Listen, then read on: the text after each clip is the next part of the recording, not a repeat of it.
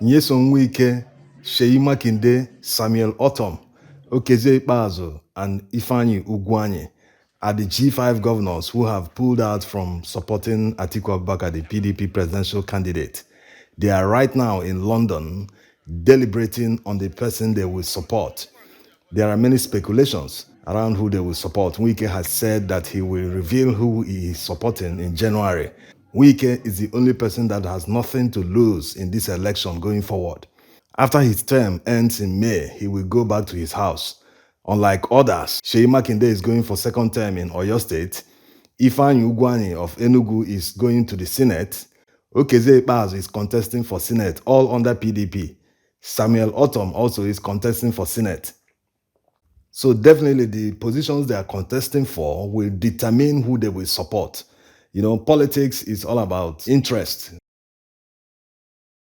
So let's start with Ortom. Let's see the likely person that he will support. Ortom has made it clear that he's supporting Peter Obi. There's no way back for him to APC because he decamped from APC to PDP. And looking at what he accused the Buhari administration of, the negligence in his state, Benue State, insecurity problems that is happening there, also the one that happened in southern Kaduna of recent, is terrible. Anyway, Ortom has made it clear that he's supporting Peter Obi. In fact, he fell nearly short of endorsing him. You can even call it an endorsement. Let's hear him. I have seen capacity, I have seen faith and hope, and I have seen someone that can bring the required justice, equity, and fairness that some of us have been pursuing since I became governor in 2015. If I were not in PDP, I would have been following you all over the place to canvass, vote for you. But because I'm in PDP, I'm still telling Nigerians that this is a man that can help deliver this country.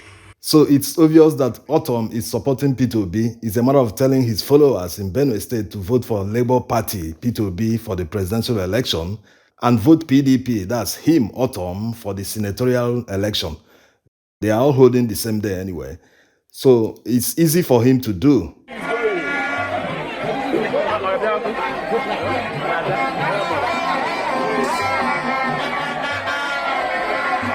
Now, let's see who Wike is likely to support for the presidential election. Already, Atiku Abubakar is ruled out. He was the one that caused the problem in the first place. So it's between Tinubu and Peter Obi. Who is Wike likely to support? Wike knows that Peter Obi is quite popular in Rivers State. Most parts of the Deep South, Peter Obi is quite popular. Even PDP members are supporting Peter Obi in large numbers. Wike is a very influential person, whether you like him or not. In politics, everyone has a role to play. You do not chase people away, whether you think they are good or bad. The moves that people make in politics is out of interest, just like what is happening in Anambra State today. In 2019, Atheze was telling people that Buhari will hand over to Umahi, an Igbo man. Like somebody like Buhari, after another 4 years, 8 years in presidency, will give Igbos the power. Nobody else will do that. Only Buhari. Oh, Buhari will give us power. We transfer the presidency to Igbo man. Because he has conscience. He takes a decision. It doesn't matter who you are, where you come from. Now, Mr. President, I'm very happy. Somebody like Umeha is a young man who fears God, who think about the poor like yourself. Give him power to rule Igbo people and Nigeria as a whole. I'm very grateful. I salute you, Mr. President. That was just in 2019. And in 2022, the same Atheze that told Nigerians that Buhari will hand over to Umahi is now saying that Igbo people should wait behind Atiku Abubakar, that he will hand over to Soludo.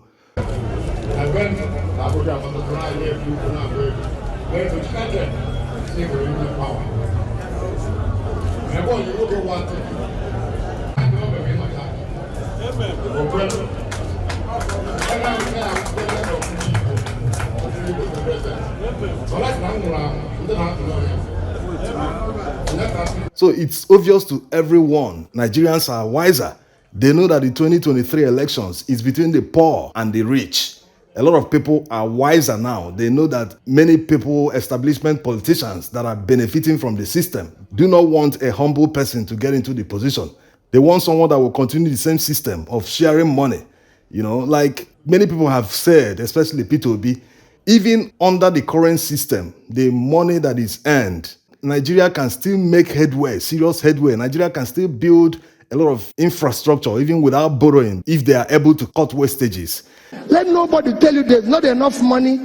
No. Tell me what a governor in Nigeria needs a dispatch rider for. What for? If I tell you how we stop fuel, we used to have a fuel dump when I was governor. Fuel dump.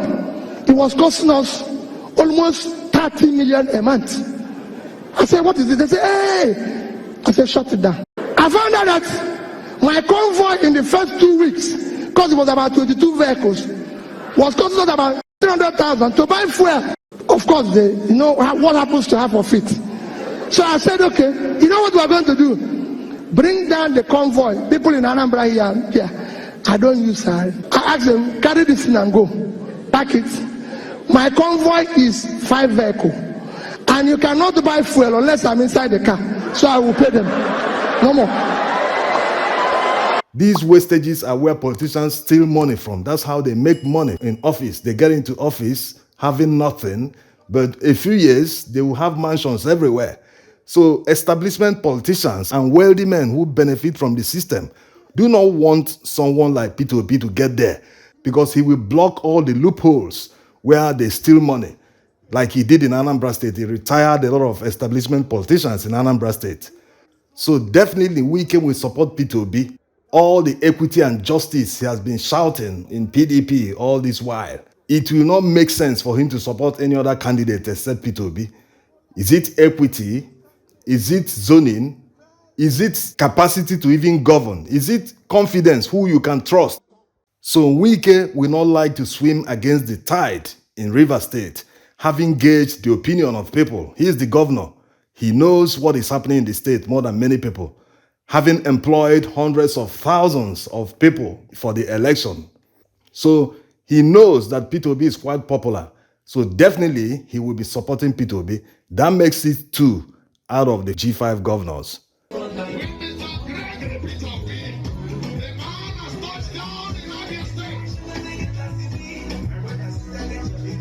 Next is Okezie Ikpeazu. What is happening in Abia State right now? Alex Oti, that is contesting for governorship, is quite popular and he is in Labour Party. So wherever Okezie Ikpeazu eventually pitches his tent, because it's looking like he's not supporting Peter Obi, he won't be backing him. It might be understandable because he is afraid that the Labour Party wave might sweep every position, thereby hurting his chances of getting to the Senate. It's also not surprising because many establishment politicians do not like Peter Obi just for one reason. They know that he will block all channels, all leakages of stealing money. He will block them. People who see themselves as career politicians, who don't have any other business that they do, just politics, do not like the candidacy of Peter Obi. That's why the masses, Nigerians, are supporting him massively because they know that he will cut wastages like he did in Anambra. Even some of the investments that Peter Obi did when he was the governor of Anambra State, some of them are yet to mature. Let's hear Alex Oti as he explains. In the media, there has been accusations and counter-accusations about the money he left in Anambra State. And as a participant at that time in 2013-2014, I would like to again restate that Peter Obi actually left the money he said he left. And I have documented it in my back page article that I wrote some 2 years ago on the 8th of June 2020. I happened to be the CEO of Diamond Bank at that time, and he came to my office. He wanted to leave the money in cash, and we said no. We strategized and said we'll invest the money in Eurobonds.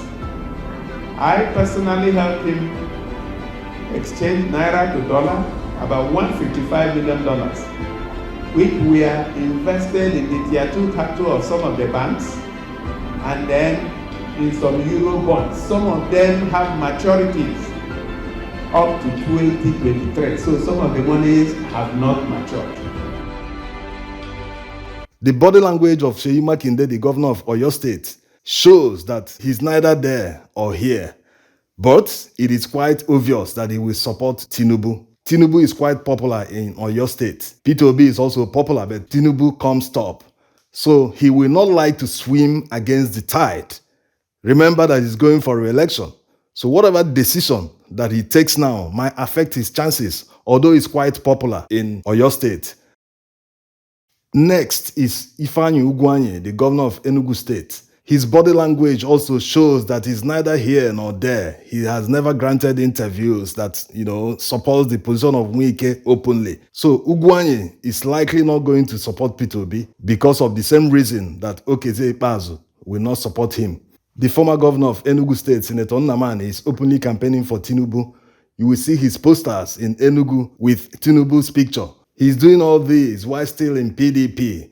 So maybe Ugwuanyi feels he can do the same and survive. Who knows?